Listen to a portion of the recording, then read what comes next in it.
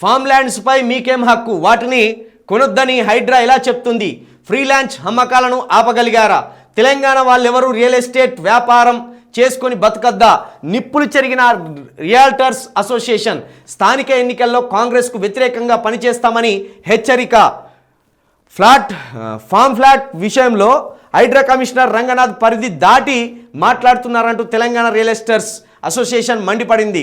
తెలంగాణ ప్రాంతానికి చెందిన వారెవరూ రియల్ ఎస్టేట్ వ్యాపారం చేసుకొని బతకొద్దా అని ప్రశ్నించింది. ఫామ్ సైట్లను కొనొద్దని చెప్పడానికి హైడ్రాకు ఎలాంటి హక్కు ఉన్నదని ప్రభుత్వం ఎందుకు ఇలా రంగనాథ్ తోటి చేయిస్తుందనేది ఈ రియల్ ఎస్టేట్ అసోసియేషన్కి సంబంధించిన వారి వాదన. తెలంగాణ ప్రజల కొనుగోలు శక్తి పూర్తిగా తగ్గిపోయింది. ఇప్పుడు ఒక ఇండ్లు కొనే కొనుగోలు శక్తి తెలంగాణలో మెజార్టీ పీపుల్కు లేదు.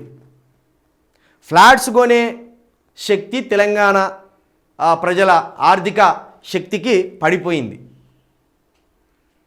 ఇవి రియల్ ఎస్టేట్ వ్యాపారం ఎందుకు తగ్గుతుంది? కొనుగోలు శక్తి లేక రియల్ ఎస్టేట్ వ్యాపారం తగ్గింది. కొనుగోలు శక్తిని పెంచాలంటే మార్కెట్ పెరగాలి. మార్కెట్ పెరగాలంటే రోజు ఆర్థిక లావాదేవీలు ఇచ్చిపుచ్చుకోవడాలు జరగాలి. ఆ ఇచ్చిపుచ్చుకోవడాలు జరుగుతలేదు, కొత్త కంపెనీలు వస్తలేదు, ఆర్థిక పురోగతి సాగుతలేదు. కాబట్టి ఇట్లా రియల్ ఎస్టేట్ రంగం మీద ఆ దెబ్బ పడ్డది. 1,50,000 వరకు ఫ్లాట్స్ ఒట్టిగానే పడావడి ఉన్నాయి అటు ఇక్కడ హైదరాబాద్లో. బిల్డింగ్లు కట్టి ఎవడన్నా ఇల్లు కొంటాడేమో అని సగంలోనే ఆగిపోయింది. ఈ మేడిపల్లి నుంచి మొదలు పెడితే ఆ గట్కేసర్ వరకు అదే బాధ. ఇటు ఇక్కంచెల్లి జూబ్లీ హిల్స్ నుండి మొదలు పెడితే అక్కడ లింగంపల్లి వరకు అదే బాధ.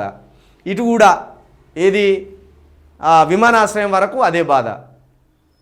ఒట్టి ఫ్లాట్సే కట్టి ఉంచిన ఫ్లాట్సే 1,58,000 దాకా అట్లా పడవబడి ఉన్నాయట. మరి అవన్నీ అమ్ముకోవాలంటే నువ్వు హైడ్రా అని ఇదోటి అని అదోటని ఇవన్నీ పెట్టుకుంటుంటే ఇది బఫర్ జోన్లో కట్టినలేమో ఈ బిల్డింగు, ఇలా ఫ్లాట్ కొంటే ఆగమైపోతామేమో అని అట్లా భయపట్టేళ్ళు ఉన్నారు. కాబట్టి నువ్వు ఏం చెప్తానో నీకు ఎక్కడిది అధికారం? ఫామ్ ఫ్లాట్స్ విషయంలో కమిషనర్కి ఎక్కడిది అధికారం?